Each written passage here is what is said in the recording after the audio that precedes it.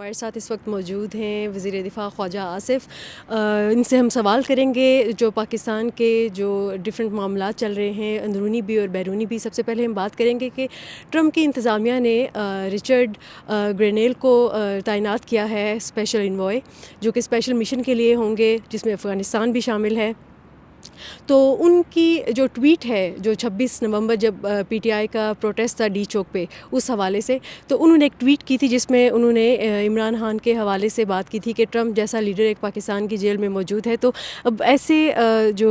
مطلب جس شخص نے یہ ٹویٹ کی ہے ان کو ایک اعلیٰ عہدے پہ تعینات کیا گیا ہے، تو ان کا یہ کامنٹ کیا معنی رکھتا ہے، یا کیا کوئی دباؤ آ سکتا ہے امریکہ کا پاکستان پہ؟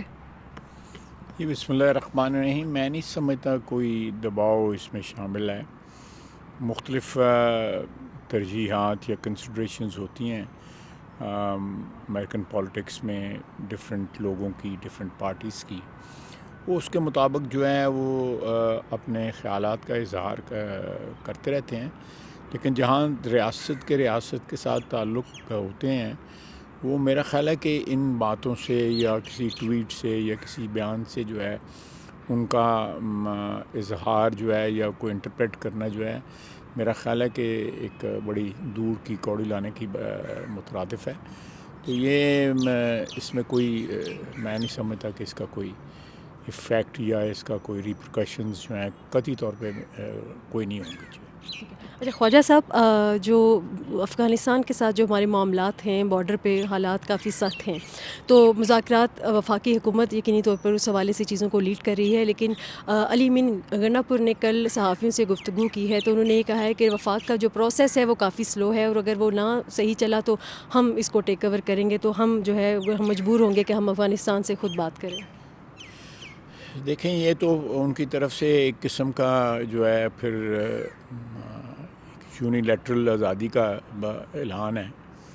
کہ وہ فارن افیئرز جو ہے وہ خود ڈیل کریں گے، کے پی کی حکومت ڈیل کرے گی۔ تو میں سمجھتا ہوں کہ یہ تو اسٹیٹ کے خلاف، ریاست کے خلاف، وفاق کے خلاف جو انہوں نے پچھلے سے 4-5-6 مہینے سے رویہ اپنایا ہوا ہے، یہ اسی کی کڑی ہے، اور میں سمجھتا ہوں یہ بغاوت کے زمرے میں آتا ہے۔ اور بغاوت کے بہت سے آپ کو شہادتیں جو ہے وہ پچھلے 5-6 مہینے میں مل جائیں گی۔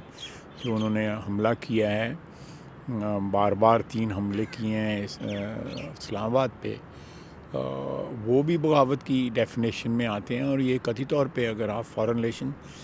یہ کیا چاہتے ہیں، یہ پاکستان کی جو عوام ہے وہ سمجھ سکتی ہے کہ یہ کس طرف لے کے جا رہے ہیں معاملات جو ہیں۔ دیکھیں، ٹیررزم جو ہے ان کے صوبے میں سب سے زیادہ ہو رہا ہے۔ آپ ٹیررزم سے ڈیل کرتے نہیں ہیں، اور آپ کہہ رہے ہیں کہ وفاقی حکومت جو ہے وہ صحیح نہیں کر رہی، افغانستان کے ساتھ تعلقات نہیں نبھا رہی، اور ہم پھر معاملات اپنے ہاتھ میں لے جائیں گے۔ میں تو سمجھتا ہوں کہ یہ ایک اور ریاست کے اوپر حملہ ہے، اور یہ ڈیفائنس جو ہے ایک میرا خیال ہے کہ یہ لوگ جو ہے جس طرح وفاق میں یا پاکستان کی سطح پہ ان کو کوئی پذیرائی نہیں مل رہی، یہ کسی علیحدگی کی تحریک کی جو ہے نا بنیاد رکھنے جا رہے ہیں یہ جو لوگ۔ خواجہ صاحب، انہوں نے ایک اور بات کی ہے، انہوں نے کہا کہ افغان کی جو ان کی فوج ہے وہ تعداد میں بڑی ہے، اور انہوں نے سپر پاور کو شکست دی ہے، تو ہماری فوج ہم نہیں لڑ سکتے، تو مذاکرات ہی واحد حل ہے۔ تو بطور وزیر دفاع آپ نہیں سمجھتے کہ یہ انڈرمائن کیا گیا ہے اپنی فوج کو؟ دیکھیں، میں سمجھتا ہوں کہ انہوں نے لڑائی لڑی ہے، بڑی بہادری سے لڑی ہے۔ افغان نے جو اس وقت موجودہ حکمران ہیں، انہوں نے اور ایک بڑی لمبی لڑائی لڑی ہے۔ میں ان کا اس لڑائی کا جو ہے نا معترف ہوں، اور اس میں کوئی شک نہیں ہے کہ انہوں نے ایک بہت بڑی سپر پاور کو، بلکہ سپر پاورز کی ایک بہت بڑا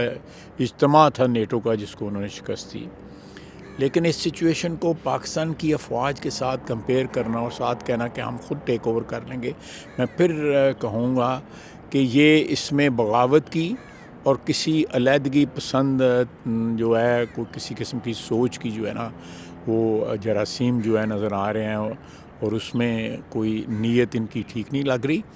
میرا اپنا خیال ہے کہ وفاقی حکومت کو، باقی صوبوں کو، اور خیبر پختونخوا کے غیور اور باہمت محب الوطن پشتونوں کو اس چیز کا نوٹس لینا چاہیے کہ یہ کس طرف لے کے جا رہے ہیں اپنے صوبے کو، کہ کبھی وہ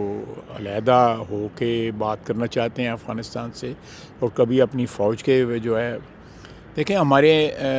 ملک میں یا ہمارے وطن کا ایک بہت بڑا جو ہے وہ بیکاز آف آر جغرافی ایک بہت بڑی ضرورت ہے کہ ہماری ایک فوج جو ہے مضبوط، جو نیوکلیئر آرمز کے ساتھ جو ہے لیس ہو، وہ ہر وقت تیار رہے۔ جب ایک صوبے کا جو ہے وزیر اعلیٰ جو ہے اس قسم کی باتیں کرے کہ وہ فوج کی کیپیبلٹی پہ بھی سوال اٹھائے، اور وفاق کی جو ہے خارجہ معاملات میں کو ڈیل کرنے کو بھی جو ہے وہ ٹیک اوور کرنا چاہے، تو میں سمجھتا ہوں یہ سیدھی راہ جو ہے نا علیحدگی کی کسی تحریک کی طرف جو ہے وہ لے جانے کی کوشش کر رہے ہیں اس وقت، جو انشاءاللہ تعالیٰ ناکام ہوں گے۔ آخری سوال یہ ہے کہ اسد کیسر صاحب نے بیان دیا ہے کہ ملکی سیاسی جو صورتحال ہے اس کے اوپر وہ کوئی جرگہ بلانے کا سوچ رہے ہیں، اور وہ یہ کہہ رہے ہیں کہ اگر حکومت سنجیدہ ہے تو ہم بھی مذاکرات کے لیے تیار ہیں، تو اس پہ کیا کہیں گے؟ یہ ہمیں انہوں نے کوئی ابھی تک کوئی اپروچ نہیں کیا کہ ہم مذاکرات کرنا چاہتے ہیں۔ ابھی تک ان کی اپنی صفوں کے اندر جو ہے وہ کسی قسم کی جو ہے وہ میں سمجھتا ہوں کہ ایک متحد آواز نہیں آ رہی۔ بانی پی ٹی آئی کچھ اور کہہ رہے ہیں، جو باہر لیڈرشپ ہے وہ کو اور کہہ رہی ہے، گوہر صاحب کچھ اور کہہ رہے ہیں، اپنا جو جنرل سیکرٹری ہیں ان کے سلمان اکرم رائے صاحب کچھ اور کہہ رہے ہیں، پارلیمنٹ میں جو لوگ بیٹھے ہوئے ہیں کچھ اور کہہ رہے ہیں، بہنیں کچھ اور کہہ رہی ہیں، یہ سارے لوگ جو ہے نا وہ علیحدہ بولیاں بول رہے ہیں، اور میرا خیال ہے یہ پروگرام کے تحت بول رہے ہیں، تاکہ وہ کہیں گے ہم نے تو یہ کہا تھا، ایک چیز ہو جائے اس کو اس سے انکاری ہو جائے، دوسرے انکاری، یہ اپنی آپشنز اوپن رکھ رہے ہیں۔ یہ کوئی میرا نہیں خیال کہ یہ سیریس ہے مذاکرات میں۔ مذاکرات اس طرح نہیں کیے جاتے جس طرح وہ کہہ رہے ہیں، ہم سے پوچھ رہے ہیں۔ آپ باضابطہ مذاکرات کے لیے کبھی شرائط رکھ دیتے ہیں کہ ہماری 2 شرطیں ہیں، کبھی کہتے ہیں غیر مشروط ہیں۔ کوئی ایک یونیفائڈ قسم کی آواز کہیں سے آئے، کوئی آفر آئے تو ہم پھر اس کو رسپونڈ کریں گے۔